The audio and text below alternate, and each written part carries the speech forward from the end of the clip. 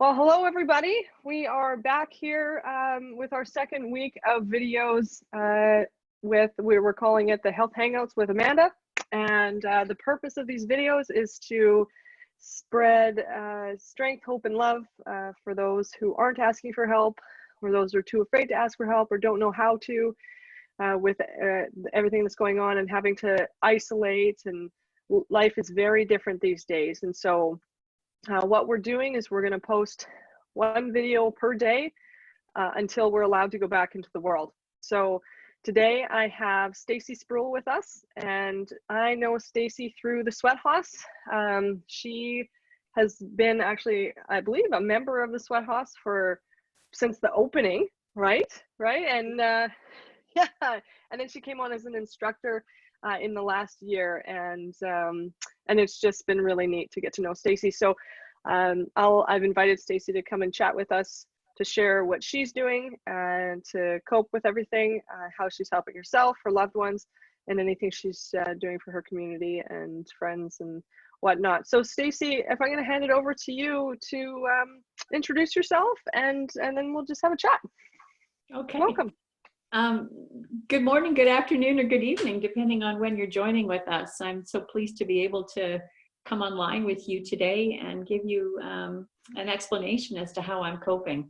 I am an instructor, recently became an instructor for Amanda at the Swet Haus, and I love what I'm doing. But I didn't start out doing it for the reasons that you may have presumed. I actually had a heart attack, and it had nothing to do with me physically. My heart was nice and strong, surprisingly so, even though I'm a senior. But I was stressed, and I didn't have a positive or healthy outlet to release that stress. And my doctor had tried a number of things with me. And my mother was a screamer. I don't know if any of you have ever had an experience living in a home where somebody very, very easily can release all that stress just through a tantrum or a scream. My mother was one of those. And as a result, I promised myself I wasn't going to be that kind of a mother. I wasn't going to be a screamer. But in having denied myself that outlet to release stress, I allowed for me to allow it to build up in my body until it became very unhealthy. And then my body let me know in a very uncomfortable and unpleasant way. Many of you may have experienced the same kind of upbringing where you change the way you behave to better modify what you think is more acceptable or perhaps easier to live with in yourself and with others. But there is a necessity for us to have these outlets. And for me, spinning became my outlet for releasing stress. And through the spinning, I found that I was able to spend 45 minutes a day and come out the other end of it a much happier, positive person. My family noticed it immediately. I wasn't always uptight and stressed about things, and I wasn't as aggressive in my responses to things that were unpleasant or things that we had to deal with as a family. I was more laid back and able to listen better to both my children and my family, but also to recognize in myself that this was working for me, that I liked the person I had become.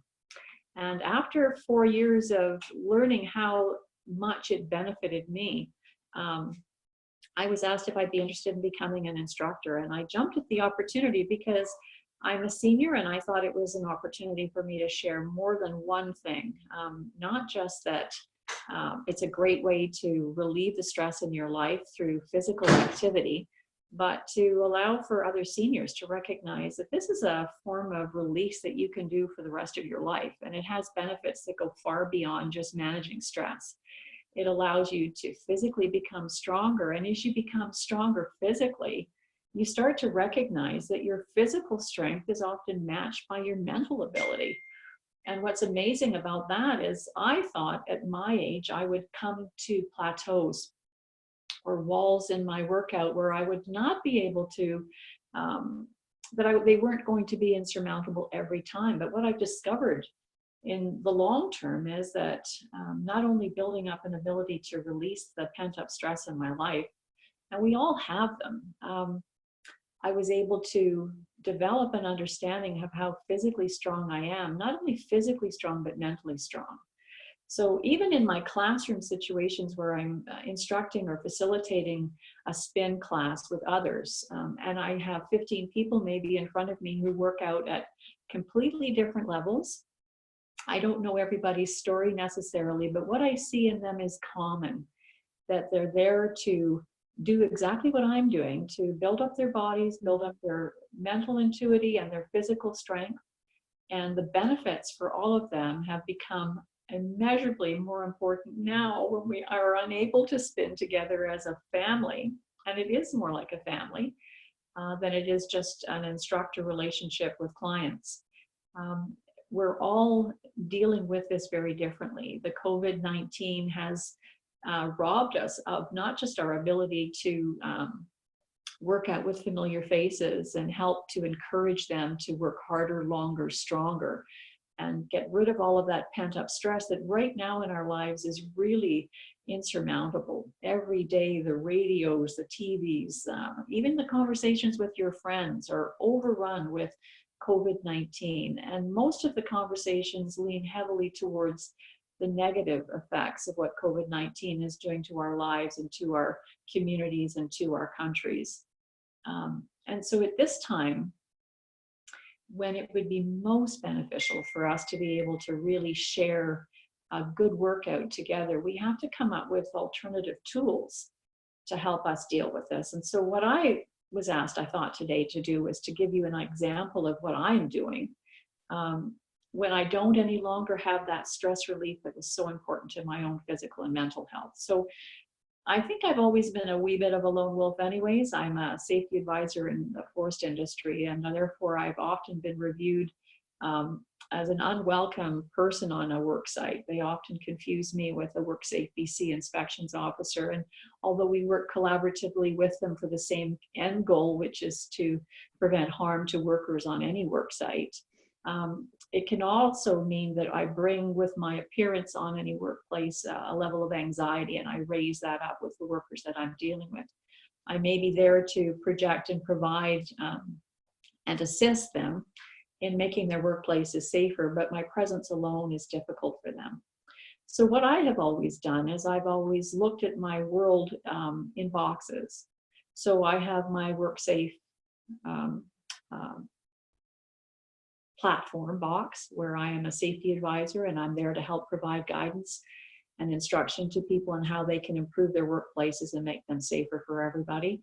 And then I have my family box where I am a matriarch.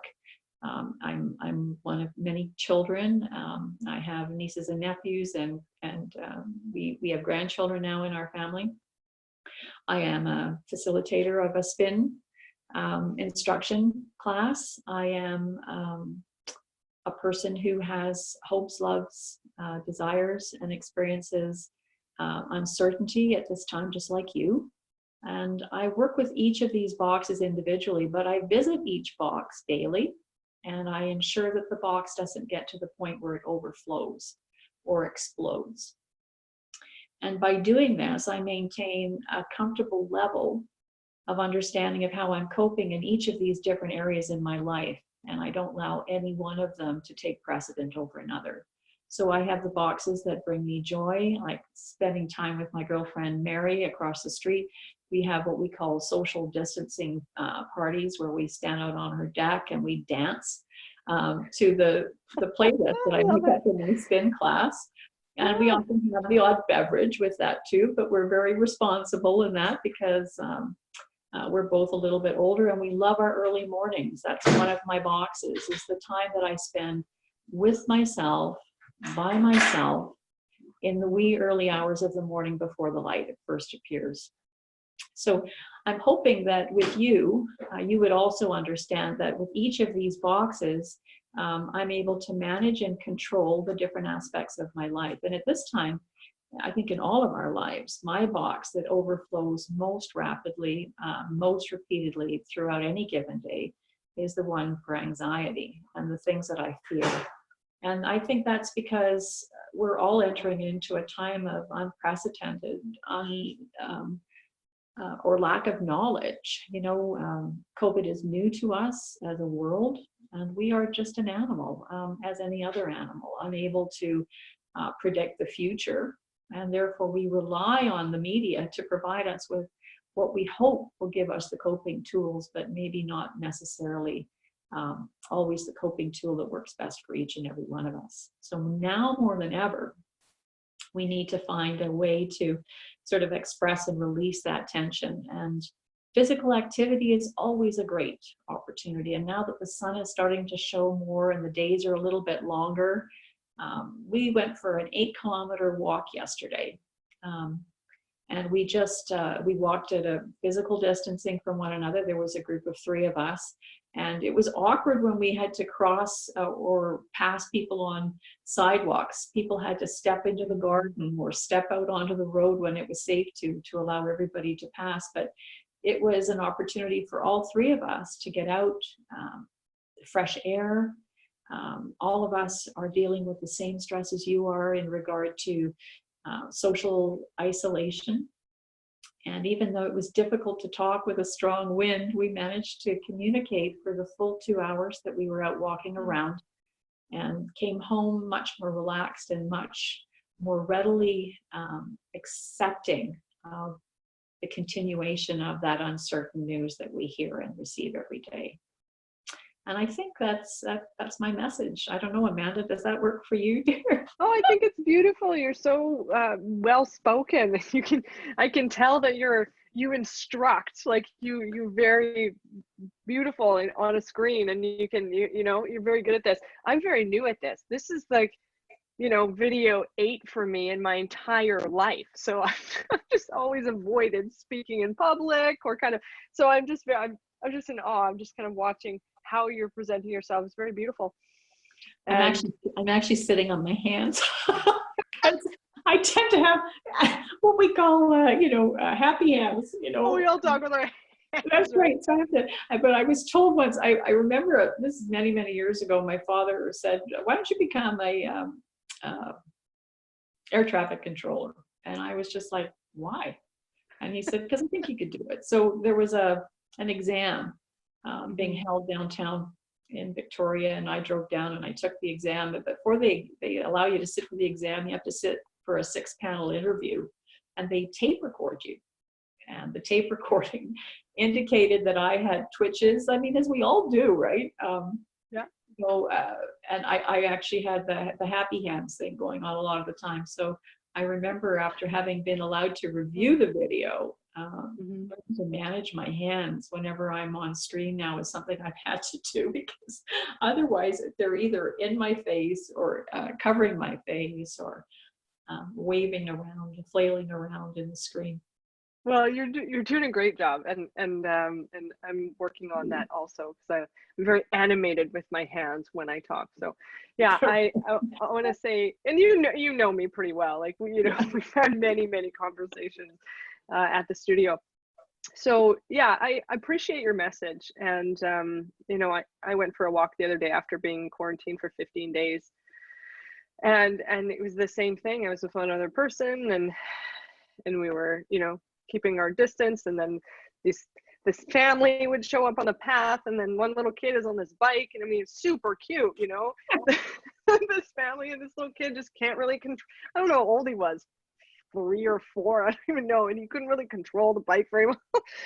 And then his dad had to grab him so he didn't run into one of us, and what I'm finding is that everyone's been very respectful. I mean, that's my experience, going into the grocery store, with the way that they've, like, Walmart has arrows and things, and a lot of grocery stores are doing that also, and it's still quite challenging to go to the grocery store. It takes twice as long. You get trapped in an aisle, even though there's 3 or 4 people in the entire aisle. So it's just been fascinating to see. So many of us have never experienced anything like this before, and all the things we have to do. And that old adage that old dogs don't learn new tricks, and I think we put that one to bed pretty quickly. I have to be honest with you that even as soon as 2 weeks after the announcement that we were supposed to be confining ourselves, as much as possible to help plank that curve of the spread, there were still people in the neighborhood here that had completely gone against it. And so there were periods of time in the last 10 days where I've actually had very uncomfortable conversations with people that I've known for many, many years. I've lived in this neighborhood about 14 years now, and it was awkward. But quarantine means you can't leave your house. So when we had 3 confirmed on the street, and one of them kept going out of the house and walking around the neighborhood, I had to sort of read him the riot act, because quarantine means you cannot share. So stepping outside into the confines of your own backyard for fresh air was about all that he was able to do. And the same thing with the young teenagers in the neighborhood having, parties, groups of friends over in close confined spaces, 4 to a vehicle, for instance. Again, completely not aware of the severity of what the government is asking us to do, or what the ramifications of their cooperation would mean to the overall health of our community and our society as a whole. So I'm glad you're experiencing that people are being respectful and compliant, but I'm not seeing that so much. And even now, when we're into it for a full month, it's still alarming, the number of people that will come right up on top of you. And it's kind of interesting to see how people react to that. But everybody reacts to stress differently. And this is what I'm finding even more so in a case where we don't just have it in our community or our country. It's a worldwide pandemic. So looking to how other companies and other countries are coping, there's the same thing that we've been applying through our work experiences. We last Friday, you're going to giggle, this is awesome. Last Friday, we're all on Teams at work now, because we're all separated and isolated. And Teams is a platform very similar to this, where we can video visit with one another. So at 3:45, we had what we called the team huddle, where everybody goes online and we get together and we talk very briefly about what went well with the week, where are we falling behind, and what can we do to move forward and make next week even more productive. And at 4 o'clock, so only 15 minutes into the team's huddle, at 4 o'clock, we all went and got a beverage, and everybody had a drink together, because it was 5 o'clock somewhere. Okay, yeah. It was interesting to watch. One of the guys went and got a Corona, and we all laughed. We thought that was excellent, but he had no lines. So, but it was interesting to see what everybody's choice of drink was. And of course, I bummed them all out. I didn't have my screen on, so they couldn't see me, but I was just drinking tea. I'm just trying to keep up my fluids, having green tea. But yeah, they said, "Well, are you drinking?" And I was like, "Oh yeah," but I just didn't have my teapot. Having tea. Yeah, exactly. But there you go. There have been families I know that have had their weddings completely online, and these were family weddings that typically would have been. One was an Indo-Canadian family in Surrey, and they had 300 people that were flying in from India to attend. And at the very end, they ended up with 7 people in their parents' living room.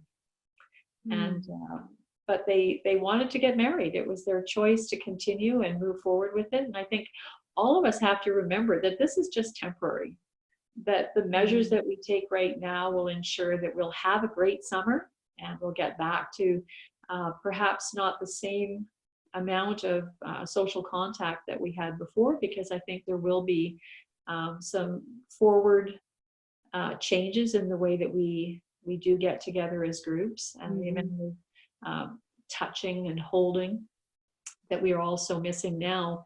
I think that even throughout the summer months, we're going to be told to be cautious about that too. But on the other hand, this is just a blip. We're going to be here for so many more years, all of us. And this is so temporary, and we need to just keep that in mind, that for every action, there is a reaction. That's the laws of relativity. And what we're experiencing now is just the front end of that action. And the reaction will be that we'll either rid our communities of this through everybody developing immunities after having contracted it, or we will have a vaccination that will prevent us from ever being afraid of this coming back to haunt us in the future. But even if it's not COVID, our lives will always revolve around ups and downs. So the silver thread in this story, of course, is to develop processes now that will help you better cope in the future, and try them on for size. Take them for a run and see if it works. If compartmentalization doesn't work for you, or exhilarating activity that allows for you to burn off the stress in your life, then find out what does work.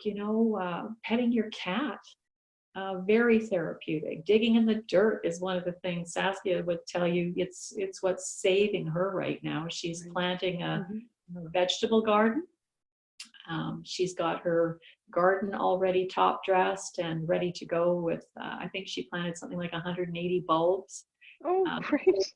Yeah, so this is the way she's learned to cope, is to get down on her hands and knees and dig in the dirt. And each and every one of us has the ability to find something that will give us the release and the relief that we all need right now. And listening to other people, like I think what Amanda's doing is amazing, because you're going to hear from all kinds of people from all walks of life. What is it that's working for them? And then if you yourself haven't found something, pick one of them and try it on for size. See if it works for you. And if not, move on to the next video. But don't give up. Every day. The important thing is don't give up. There will be 100 videos at least. Exactly. Get ready. Exactly. And I think that's what everyone needs to start digging for right now, is what is it that I need? Make it really super simple.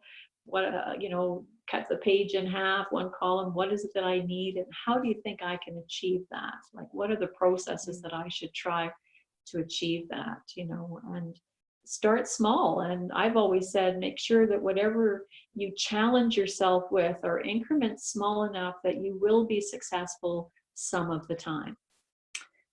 In order for you to be able to continue to dig deep and look further into yourself for what are the clues that will make you a happier, healthier person through this, make sure that you reward yourself. And I was looking in the mirror today and I was laughing because all of us haven't had our hair done in like forever, right? So we're I know.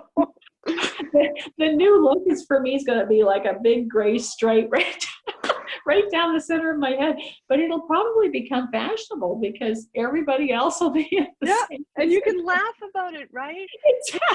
Exactly. That I'm loving about what you're saying right now, Stacey, is that you spread so much positivity, and that's why I wanted to invite you to do this with me. And you're saying, like, some people will be or have been already devastated that they can't have their hair done, and they're trying to do it themselves, or they get their friends to do it, or in some ways, there will be people who are quite upset about not having access to the services they're used to.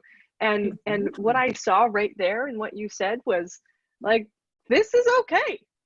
Like, it is what it is, we're gonna accept it. And you're in really good company if you've got a big stripe down the center of your part right now, because we're all in the same boat. And I think that's one of the best parts about this, is the fact that every one of us, and not just here in my community or in your community or your country, every one of us is doing the same things. We're all questioning what's going to happen and how do we cope with what we're dealing with on a day-to-day basis. But you have to make light of the things that you can't change, right? I remember somebody telling me this years and years ago, don't worry about the things you can't change, just worry about the things that you can contribute to.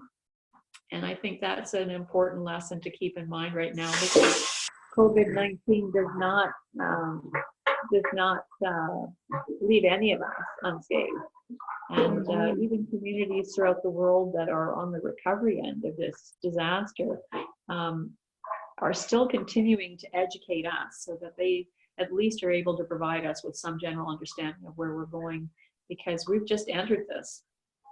And we're going to find out, they said, about the end of this week or maybe into next week, if we've actually made a difference through physical distancing. But I'm so glad, Amanda, that they changed that word, because initially they were calling it social distancing. And I was thinking, like, what? We're not. Oh, they've changed it now? It's physical distancing? Yeah. I wondered when that would show up. Yeah, you're not allowed to be touching or getting up on people, but social interaction actually has to increase. So even for somebody like me, who typically is a little bit of a lone wolf, I found myself wanting, I think it's perhaps because I can't have it. I want that more now than I did even beforehand.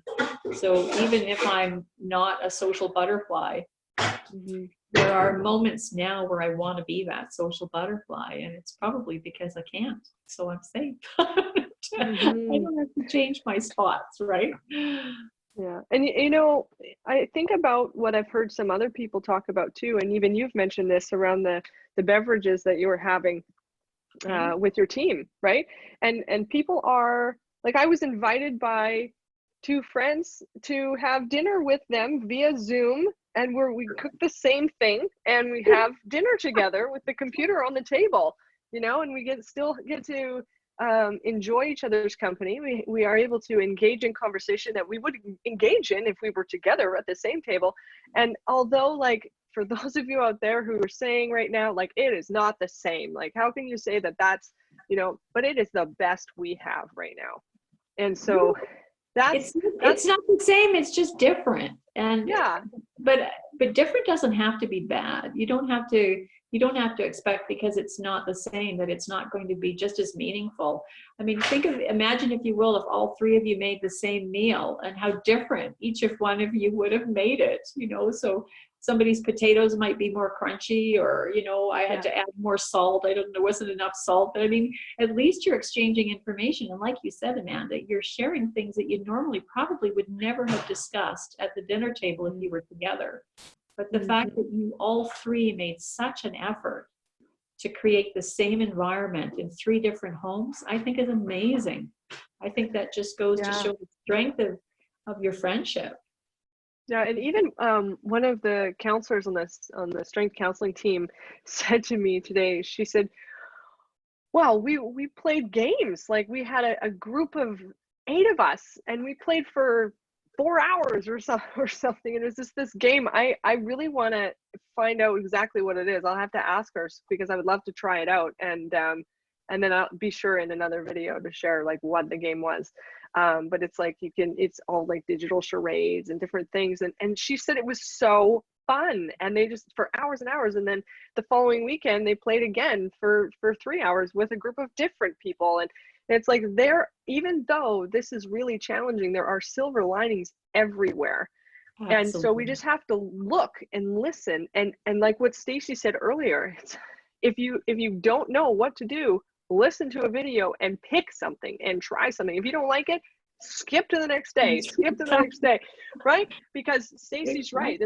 I've invited tons of people to engage in these conversations. And I've also put out an open invitation to anybody who is interested to contact me and be part of these conversations. So I'm just really pleased, and pleased is not the right word, but I'm just, I think I am pleased about the outcome of, you know, what I've seen with these videos so far, just in the first week.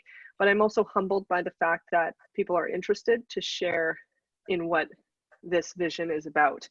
And just like, come on, guys, for those of you who are laying on your couch and crying or quite depressed, it's like, there are silver linings here. And I know that it's tough, because I tell you, I know what depression feels like. I know what anxiety feels like. And for me, you know, one of my silver linings is that I'm able to rest. And that's something that was forced upon me, you know, and Stacey knows full well how much I work, how many hours and how hard I work. And so, and how it just stresses me out to a point where I can't function very well. And so this has been a forced vacation of sorts. And it's of course difficult because the money disappears. Like, there's no money coming in, and that's the story everywhere, right? Some people are very fortunate to still have their jobs, and many of us, you know, in the world are not. And so, well, you know, I love that I can rest. And I love that, I mean, for anybody who knows me, and for those of you who don't, it's certainly in my nature to have created a new project and made more. This is it. I'll rest for 10 days, and then I'm like, okay, here's the next project. And this is what it is, 100 videos in 100 days. and or more if we still have to stay inside. But I feel really honored by the outcome here, and Stacey, for you to come in here and just share everything you're sharing. It just warms my heart, and I'm so grateful for that. And I am resting. I'm sleeping more, although I'm finding myself staying up later and sleeping in, and then staying up even later. And I'm like, oh, my sleep schedule is totally changing. It And is. you know, as much as we talk about how certainly at Swet Haus studio, we talk about like how important fitness is. And I know for you, I'll let you speak for yourself, but I certainly know that there's a lot of folks who, once the studio closed on March 13th, it was just like, now what? Like, what's going to happen now? What do we do? And all of us were like, I don't know. I have no idea. And unfortunately, we also have to move. You know, that's happening too. So part of this is, you know, Jackie and I sat there and said, what are we going to do with this? Like, we have to move, and we had to close the doors. How do we survive this, right? And this is one of the questions that I think a lot of businesses are asking themselves in the world right now. How do we survive this? And so the silver lining for this business is, well, quite frankly, we're going to move, and we have time now to find somewhere else without, you know, not being able to be in business when we're allowed to. So, and actually I went to go through a drive-through of a Starbucks here in where I live, and it was closed down for renovation. So I was like, well, they have the right idea. That's right. Like, That's why right. not? You know, there's still other Starbucks, there's other Tim Hortons that are open. It's like, fix them up. Use this time. Wait, like what you said about Saskia, she, you know, she's on her knees in the dirt, and that's great. You know, so and soak up the sunlight. You know, where's the silver lining? And that's really what I would like all our viewers right now to ask themselves. What is my silver lining? Because there's something. And if you don't know, you can always ask us to help you find it in some way. You can come to an emergency group. You can continue listening to these videos. Join me in one of the videos. There you go. Whatever you want. I have a tip that my boss actually started with us. She has us, because we have to check in. We're isolated, all of us in our homes working. And she said, I want you to check in every day. And I worked by myself at home for over 2 years. So it's not for me, it was no big transition. But the one thing that she has me doing that I didn't do prior to that was I write down 3 things every day that I'm thankful for. So today's, I'm thankful for the sunshine, because it's been a long winter, and COVID has made it even more difficult. I was thankful that all of my family and friends are still healthy and strong. And I was thankful for each and every one of my workers who share their 3 thankfuls with me every day. And I think every one of us, and it's not a big list, it's only 3 things. If you can find 3 things every day that you're thankful for, and just reflect back on them, write them down so that you have a list, and you can go back through them later when we're all back to normal, and be mindful of the things that brought you great joy at a time when everything else seemed to be so dark and dismal. Yeah, very beautiful. You know, recently I went on a trip with a friend of mine, and she, every day she would do a gratitude journal, and it was you know, 1 or 2, 3 things that she would just type into her phone in this like app she was using. And you know, and I would watch her do this, and then she, you know, she would share sometimes, she would not sometimes, you know, and just to watch her kind of like walk around and say, oh wow, like I'm so grateful for, we were driving through Alberta, okay, so there was like cows everywhere, and she's like, I'm so grateful for these cows, like look at these cows, you know. I don't get to see cows very much or whatever, and there was some snow, and what's that? There you go. Something as simple as that could make you, you know, and I think at a time like now, when we're so reflective of how easily we are moved, either in both directions. The 8 o'clock announcement from Trudeau every day, and then the 1:30 announcement from Bonnie Henry every day, and then the constant updates on where we are in our nation and our world in terms of this pandemic. But if you can see through that and find 3 things that make you smile, or you're, as I said, grateful or thankful for, I think you got this thing licked. And if you list them all, and the great thing with me and the team at work doing this, even though we haven't seen each other for over a month, I didn't know Lisa was a grandmother until just the other day when she said I was so thankful for my grandson. And I was just like, how could I have not known that she was a grandmother? And yet we have worked in the same organization for almost 2 years. So sharing what you're thankful for with others too, I think is an important part of this lesson. It's not just saying that these are the things that I'm grateful for or I'm thankful for, but putting it out there for other people to reflect in their lives, to find those 3 things that they in turn are thankful for.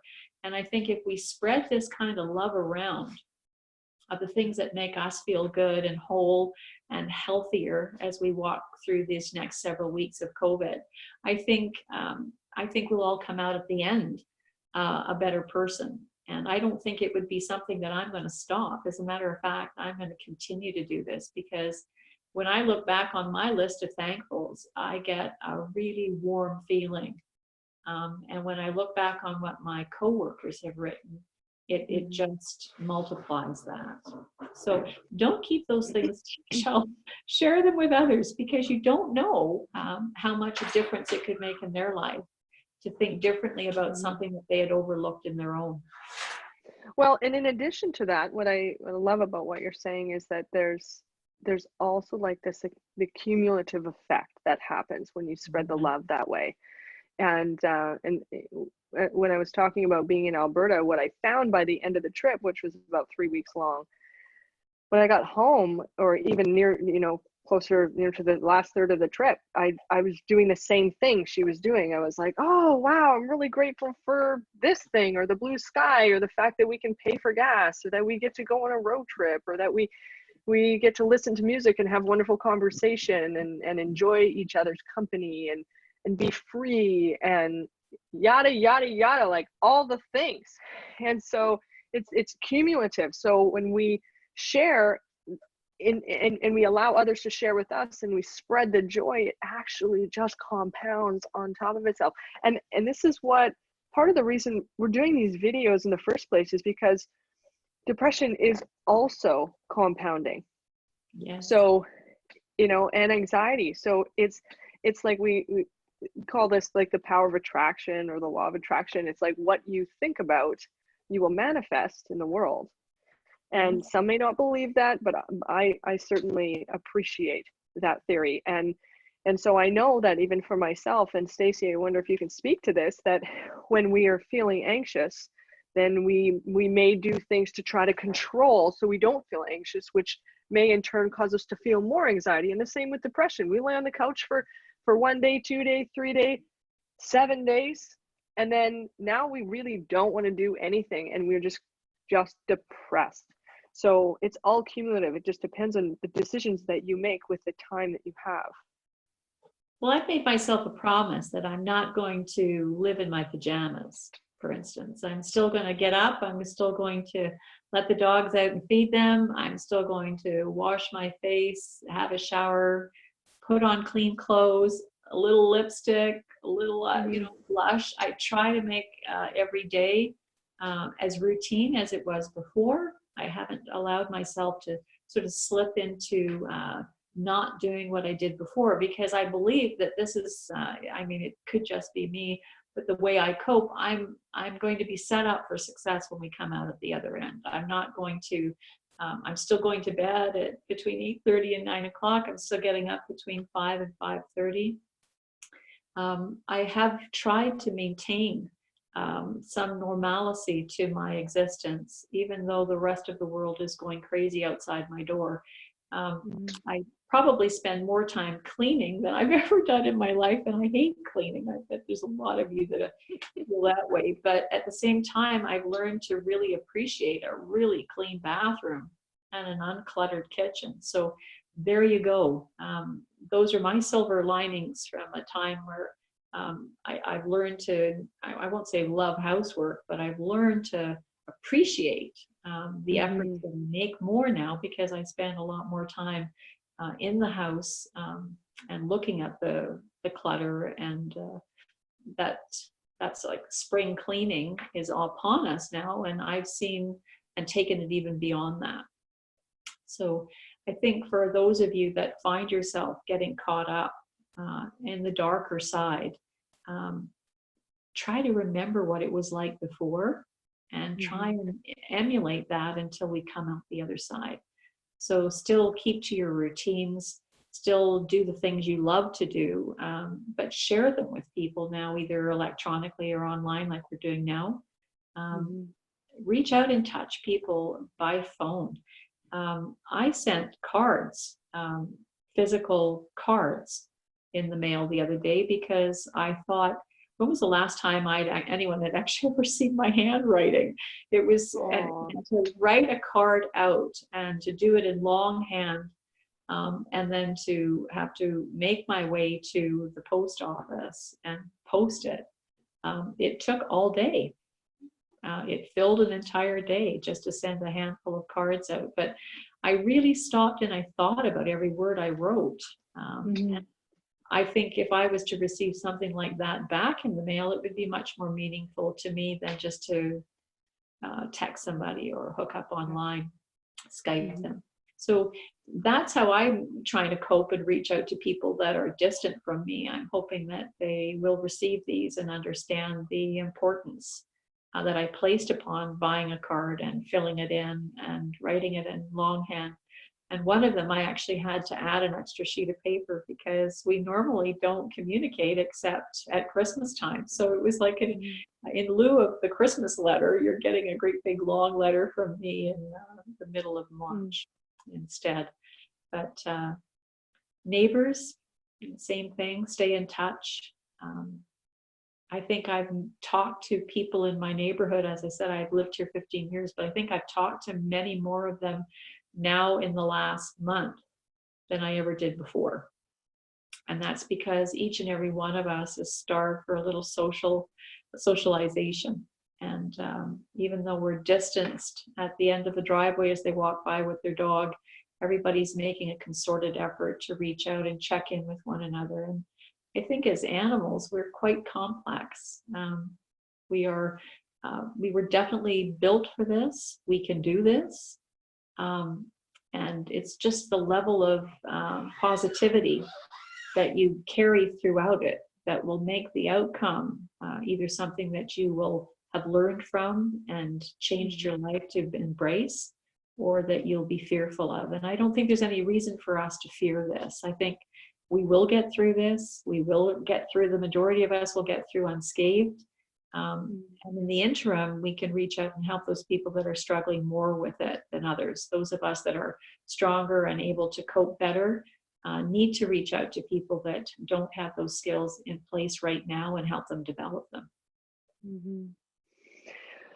Well, Stacey, we're coming up to time here, and I just wanted to thank you for being here with me today. And I thank you for all that you've done since I met you, when I first came into the studio a year and a half ago.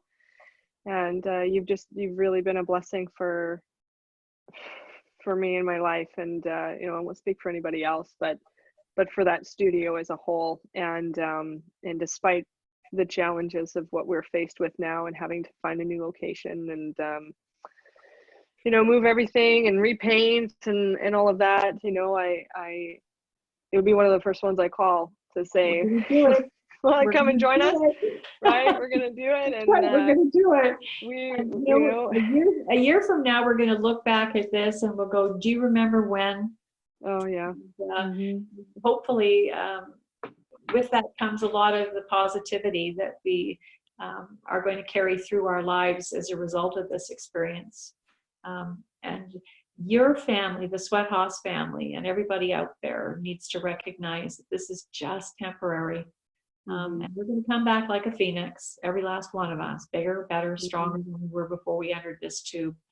And I look forward to hearing back from anybody at Swet Haus throughout the period of time that we're off, if I can be of any assistance or help to them now that I do have a bike. But also for those of you out there that are still looking for means to cope, keep in tune with Amanda, keep watching. One of these videos will make a difference in your life. I promise you, she will not let you down. She never has us. Thanks, my dear. Thank you. I'm just wondering, Stacey, in the event that one of the viewers of this video, if they want to contact you, would it be okay if I forwarded you any emails with questions or anything about anything you've said? No, of course. That'd be okay. Anything that we can do to help one another, and I'm open to that, because this is helping me today. This is helping me. It's one of the things that's the highlight of my morning. I don't know about the rest of you, but anything that I can do to help anybody who has an interest in following up with me, I'd be happy to contribute. Oh, well, that's beautiful. Yeah, and very helpful for me too. And I feel a renewed bond with you, and I'm very grateful for that. Oh, my dear. Yeah. Okay, my friend. Well, then I will definitely be in touch, or you text me or whatever. And you know, on behalf of everybody at Strength Counseling, thanks for taking the time to do this with us today. It was my honor and pleasure. Thank you very much. All right. Take care, Stacey. Okay.